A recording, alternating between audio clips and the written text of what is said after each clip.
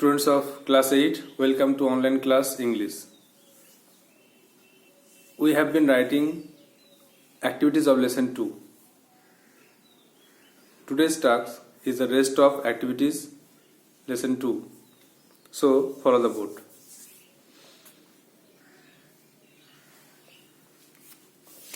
Lesson 2, clouds. In the last class we have completed lesson 1 to 6. So I hope you have wrote down or written down all the answers in your copy and memorize it.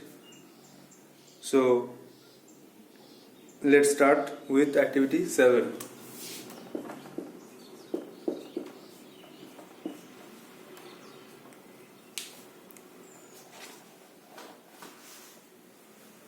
What did the old man say about the place where he once lived?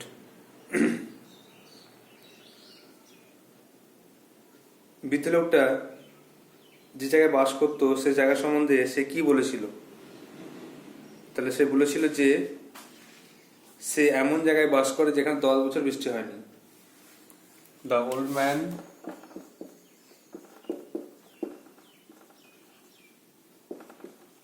said that he once lived in a place where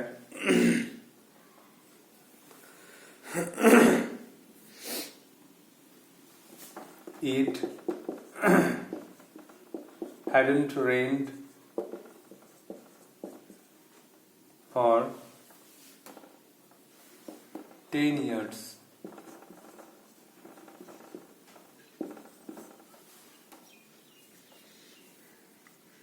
Next, B. How did the boy feel as he reached the mud hut? যখন ছেলেটি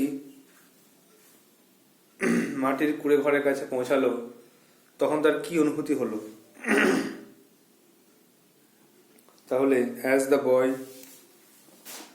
অ্যান্সারটা হচ্ছে যখন সে মাটির কুড়ে ঘরের কাছে পৌঁছালো তখন সে বুঝতে পারলো বাতাস ঠান্ডা আর পায়ের তলার মাটি ভিজে। As the boy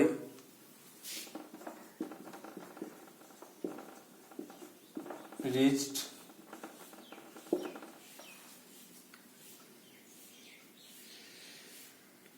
the mud hut,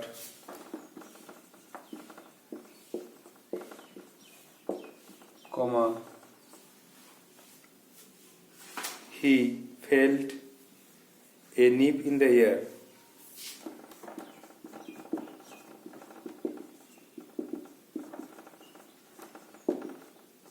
And the earth was damp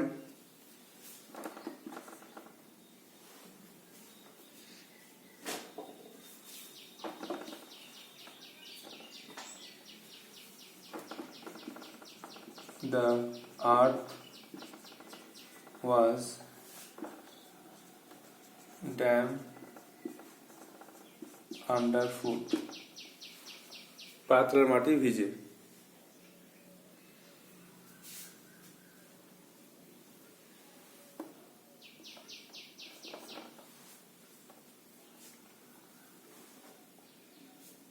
next,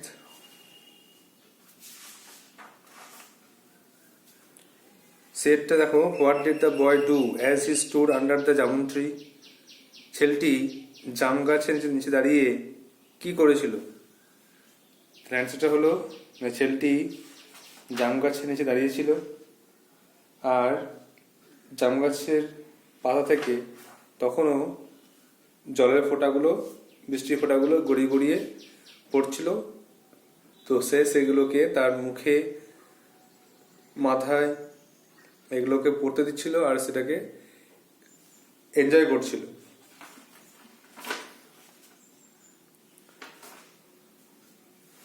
Therefore the boy stood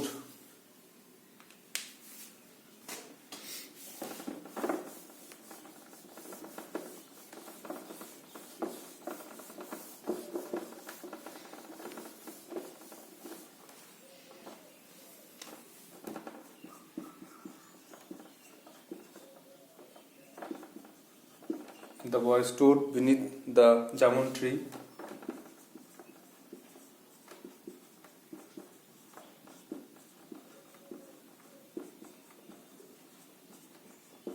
and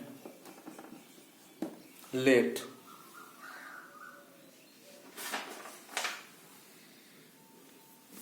the raindrops fall on his head and face. On his head and face. তাহলে সেই ছেলেটি দাঁড়িয়ে ছিল জাম গাছের নিচে। The boy stood beneath the jamun tree and let the raindrops fall on his head and face, এবং সেগুলোকে তার মাথায় মুখে পড়তে দিচ্ছিল।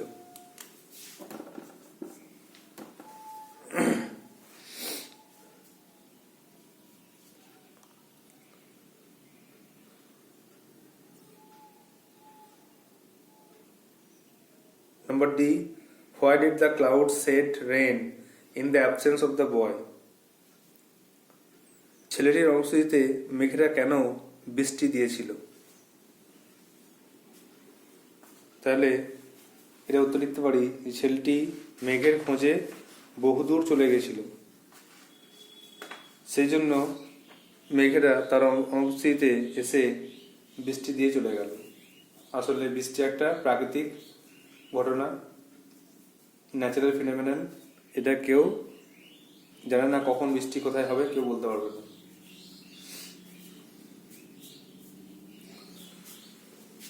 তাহলে the cloud said rain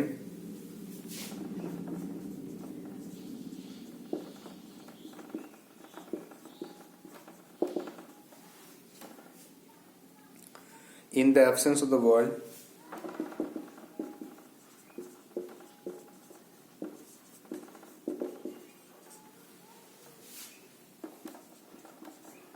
because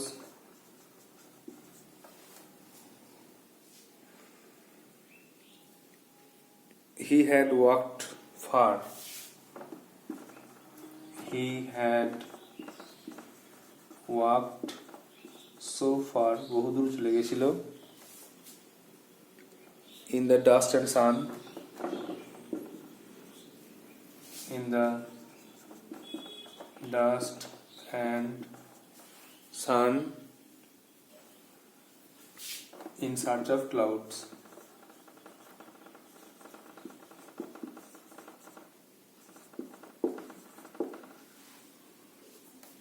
সে মেঘের খোঁজে বহুত চলে গেছিল,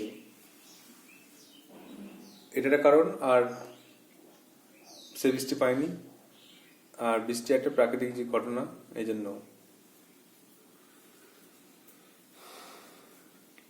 নেক্সট দেখো textual grammar.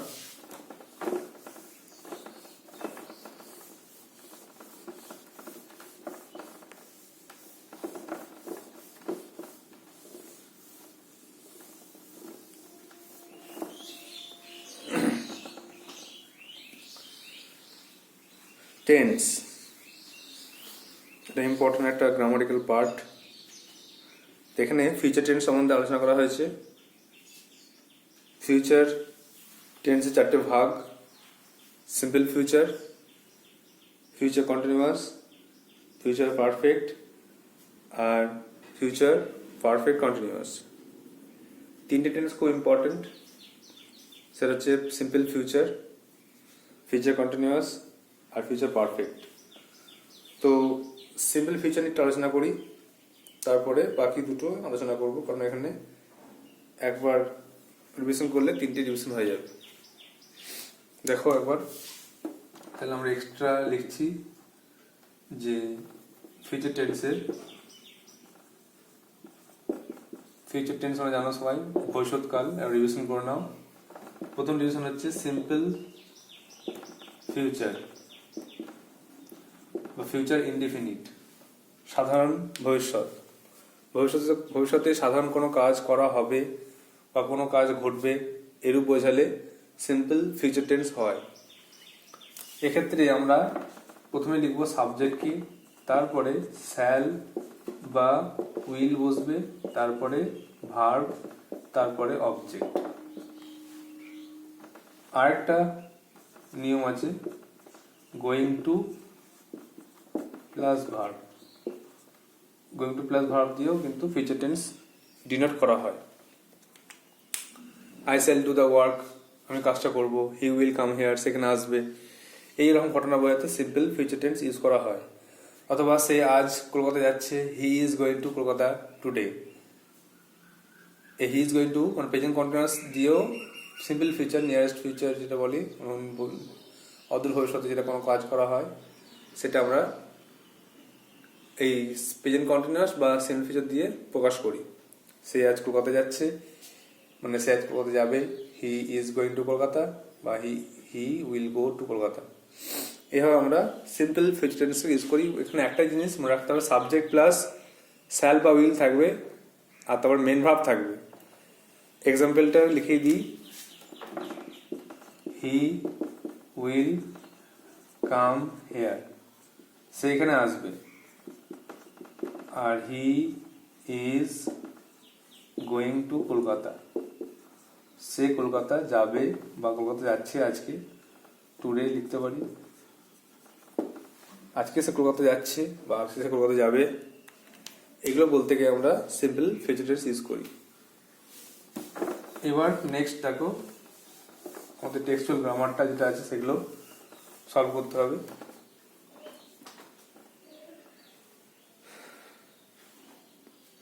It looked as if, আচ্ছা পেজ 22 দেখো, it looked as if it will be raining. দেখে মনে হলো যে যেন বৃষ্টি হবে, বৃষ্টি পড়তে থাকবে। In the above sentence, the verb colored words denote an action which will be in progress at a time in future. ভবিষ্যতে কোনো কাজ চলতে থাকবে এরূপ বোঝানোর জন্য এইটা কালারিং করা হয়েছে, যে ইট উইল বি রেনিং মানে বৃষ্টি পড়তে থাকবে। নাও যেটা এখন এটা হচ্ছে ফিউচার কন্টিনিউয়াস টেন্স, কারণ ভবিষ্যতে কোনো কাজ যখন চলতে থাকবে বা ঘটতে থাকবে তখন তাকে বলা হয় ফিউচার কন্টিনিউয়াস টেন্স। এবার কি করতে হবে, অ্যাক্টিভিটি 8A দেখো, underline the verbs that denote actions which will be in progress at a time in the future. ভবিষ্যতে কোনো কাজ কোনো সময়ের জন্য চলতে থাকবে বা ঘটতে থাকবে এর বোঝালে তখন সিম্পল নয়, ফিউচার কন্টিনিউয়াস টেন্স হয়। এবার আন্ডারলাইন করতে হবে কোনটা দেখো, activity 8A number 1, I shall be reading a book next week. You will be going to school tomorrow. And they will be visiting our house next month. তার পরের সপ্তাহে আমি একটা বই পড়তে থাকবো, মানে লাইব্রেরি থেকে একটা বই নেবো বা একটা বই কিনবো, যে সে বইটা পরের সপ্তাহে পড়তে থাকবো। সারা সপ্তাহ জুড়ে একটা বই পড়বো যেহেতু ছুটি আছে বলে। এই জন্য আমরা একটা লিখতে পারি যে ফিউচার কন্টিনিউয়াস টেন্স হচ্ছে শ্যাল বি রিডিং। এখানে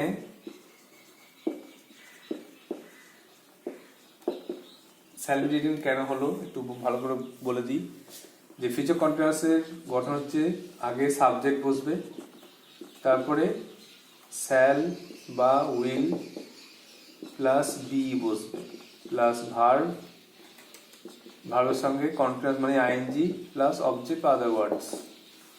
সাবজেক্ট প্লাস শ্যাল বা উইল প্লাস বি প্লাস ভার্বের সঙ্গে আইএনজি অবজেক্ট, এটা হচ্ছে ফিউচার কন্টিনিউয়াসের স্ট্রাকচার, এটা মুখস্থ রাখতে হবে। আর শ্যাল বি রিডিং হচ্ছে ফিউচার কন্টিনিউয়াস টেন্সকে ডিনোট করছে। নেক্সট উইল বি গোয়িং, তোমার বাকিটা নিজেই করতে পারবে, একটা করলে বাকিগুলো পারবে। উইল বি গোয়িং মানেটা কি হবে, you will be going to school tomorrow, তুমি আগামীকাল স্কুলে যেতে থাকবে। আগামীকাল তুমি স্কুলে হাঁটবে, 10টার সময় তুমি স্কুল যার জন্য তৈরি হবে এবং 10টার সময় সেই স্কুল যার জন্য হাঁটতে থাকবে। 3 নম্বর দেখো, আমার উত্তর লেখার আগে তোমার নিজেরা করে নাও। They will be visiting our house next month, তারা আমার বাড়িতে পরের মাসে আসছে। পরের মাসে আমাদের বাড়িতে দেখা করতে আসছে, এটাও কিন্তু ফিউচার কন্টিনিউয়াস টেন্স। তাহলে will be visiting.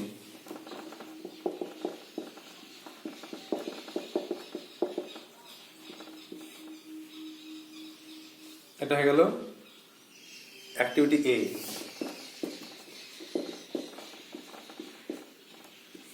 Future continuous tense. Now activity B.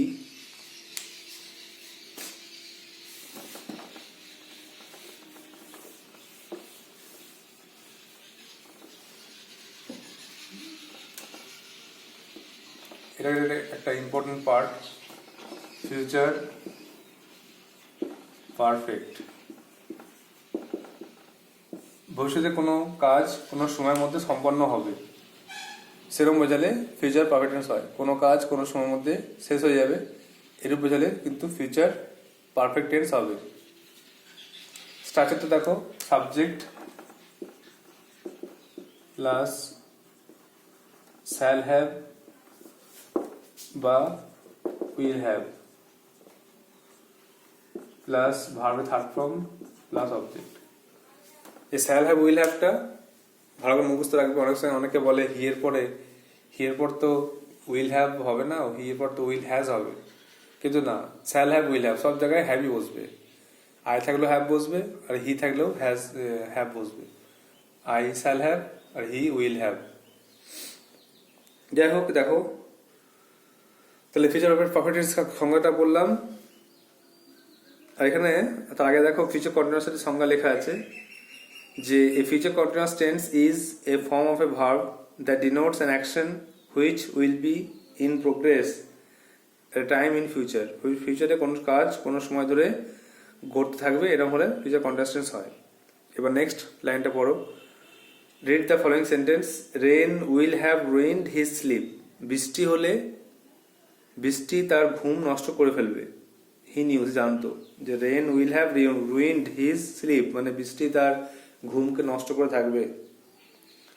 In the above sentence the verb coloured word denotes an action which but that will be completed at a certain time in future. ফিউচারে শেষ হয়ে যাবে। Will have ruined মানে তার ঘুমটা নষ্ট করে ফেলবে। মানে যদি আমাদের টেক্সচুয়াল নলেজে বলছি যে যদি বৃষ্টি হতো 12টার সময়, তাহলে 12টার পর থেকে 6টা পর্যন্ত সে আর ঘুমোতে পারতো না, যে ঘুমের টাইমটা। তাহলে সেটা বলছে যে rain will have ruined his sleep, বৃষ্টি তার ঘুমকে নষ্ট করে ফেলতো বা নষ্ট করে ফেলে থাকবে। আচ্ছা, underline the verbs that denotes action that will be completed in future. এবার দাগ দাও যে ভার্বগুলো সেগুলো ফিউচারে শেষ হবে। যেমন I shall have written the story by then, আমি সেই সময়ের মধ্যে গল্পটা লিখে ফেলবো। He will have left before you go to see the doctor. He will have left, সে চলে যাবে। Before you go to see the doctor, ডাক্তারের সঙ্গে দেখা করার আগেই সে চলে যাবে। আর you shall have gone to the fair, তুমি তো মেলায় গিয়ে থাকবে, মেলায় পৌঁছে যাবে, সেই সময়ের মধ্যে মেলায় পৌঁছে যাবে। এগুলোকে হচ্ছে ফিউচার পারফেক্ট টেন্সে আন্ডারলাইন করতে হবে কোন ভার্বগুলো ফিউচার কন্টিনিউয়াস টেন্স বোঝাচ্ছে।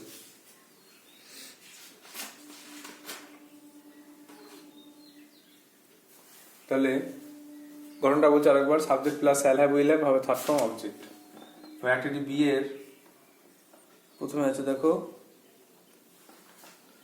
একেরটা। তাহলে শ্যাল হ্যাভ রিটেন লিখে থাকবো, শ্যাল হ্যাভ রিটেন, এটা আন্ডারলাইন করতে হবে। পুরো লাইনটা লিখে এইটুকু পার্ট আন্ডারলাইন করতে হবে। এটা হচ্ছে ফিউচার পারফেক্ট টেন্স হচ্ছে। তারপরে উইল হ্যাভ লেফট,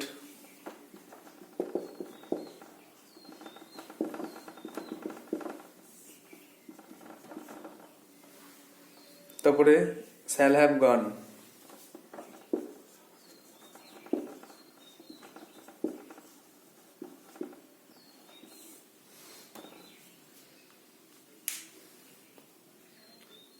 তাহলে ফিউচার পারফেক্ট টেন্স হয়ে গেল subject plus shall have will have হবে থার্ড ফর্ম অবজেক্ট। নেক্সট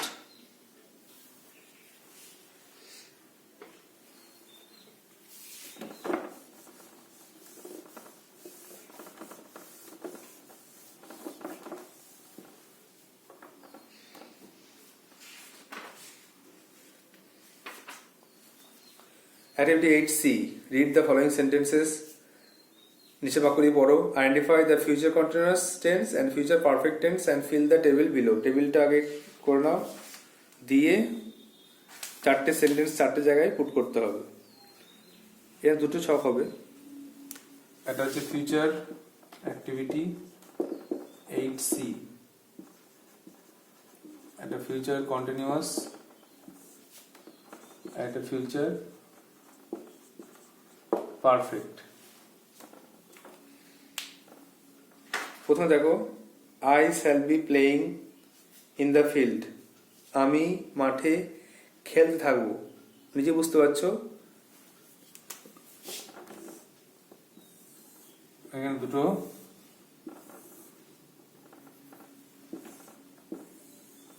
ঘর হবে।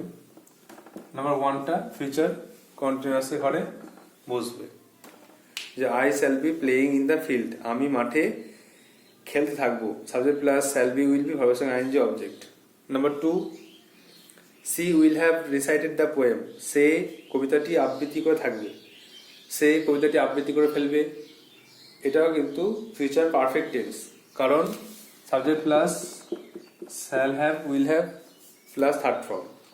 শ্যাল হ্যাভ এখানে উইল হ্যাভ আছে, আর third form recited third form আছে, এই জন্য এটা কিন্তু ফিউচার পারফেক্ট টেন্স।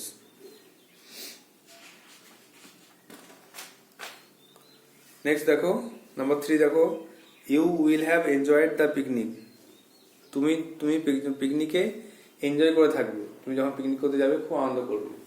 এটা কিন্তু shall have will have third form আছে, এই জন্য এটা কিন্তু ফিউচার পারফেক্ট টেন্স। 3 নম্বরটা ফিউচার পারফেক্ট টেন্সে বলবে। এটা নিজেকে লিখে নিতে হবে বাক্যটা, পুরো সেন্টেন্সটা। আর নাম্বার 4 দেখো, they will be coming soon. তারা শীঘ্রই আসছে, তারা শীঘ্রই আসছে। তো এটা কিন্তু উইল বি কামিং আছে বলে ফিউচার কন্টিনিউয়াস টেন্স। আশা করি বুঝতে পেরেছো যে ফিউচার কন্টিনিউয়াস বলতে কি বোঝাচ্ছে, যে ভবিষ্যতে কোনো কাজ চলতে থাকবে। আর ফিউচার পারফেক্ট মানে ভবিষ্যতে কোনো কাজ কোনো সময়ের মধ্যে সম্পন্ন হবে বা শেষ হয়ে যাবে।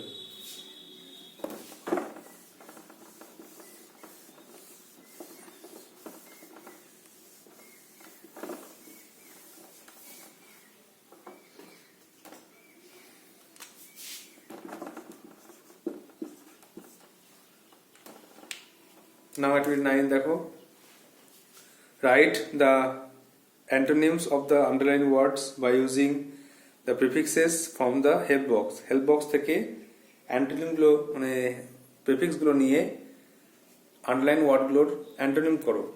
ইট is possible for him to leave the chair. তার পক্ষে এই চেয়ারটা তোলা সম্ভব। পসিবল মানে সম্ভব। এবার এর অ্যান্টোনিম বা মানে অপোজিট করতে হবে। অ্যান্টোনিম কতটা আগে লিখে রাখি। অ্যান্টোনিম কথাটার সঙ্গে পরিচিত হতে হবে। অ্যান্টোনিম মানে অপোজিট। আর একটা কথা মনে শিখে রাখবে, সিনোনিম মানে সমর্থ শব্দ। সিনোনিম মানে একই শব্দ, একই মানে সিনোনিম, আর একটা অ্যান্টোনিম অপোজিট।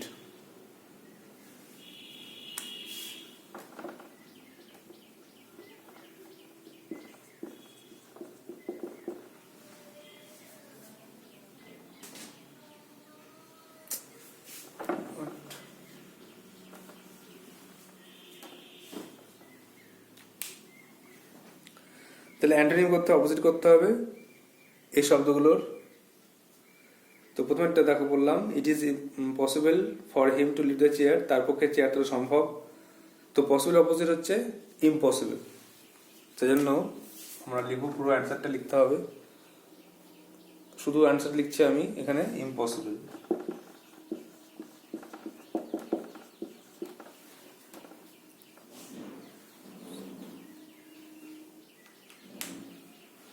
তারপরে দেখো বিয়েরটা, হিজ হ্যান্ডরাইটিং ইজ লেজিবল। তার হাতের লেখা পড়ার যোগ্য, পড়া যাবে এমন। লেজিবল পড়া যাবে, তো এর অপোজিট ইললেজিবল, যেটা পড়া যাবে না। এমন হাতের লেখা যেটা পড়া যাবে না, উদ্ধার করা যাবে না, ইললেজিবল।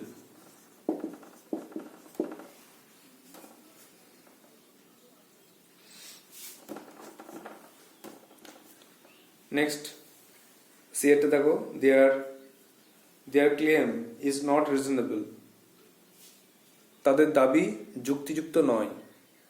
রিজনেবল এর অপোজিট কিন্তু আনরিজনেবল, অযুক্তিযুক্ত। তাহলে রিজনেবল, আনরিজনেবল।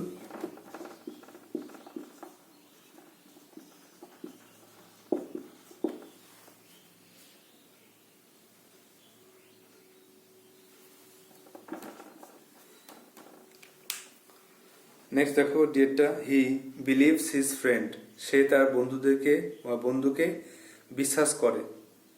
তাহলে বিলিভ বিশ্বাস করে, এর যদি অপোজিট করি তাহলে কি হবে?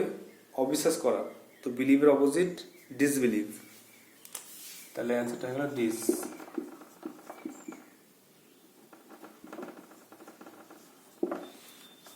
Disbelieve, BELIEVES।